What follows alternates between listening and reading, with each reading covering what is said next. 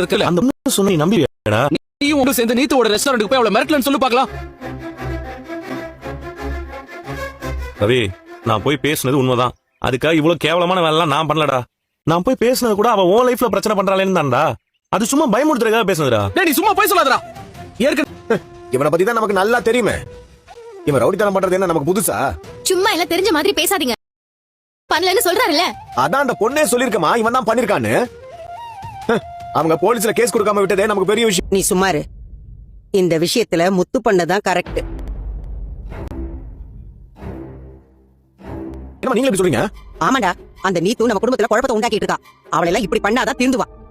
இப்ப அவளுக்கு பயம் இருக்கும்ல, இவன் சரியாதான் பண்ணிருக்கான். போதுமா, நான் செஞ்ச நல்லதுக்கு இது வரைக்கும் நீங்க எதுவுமே பாராட்டினது கிடையாது. செய்யாத கெட்டதுக்கு முந்திட்டு வந்து பாராட்டிட்டு இருக்கீங்க.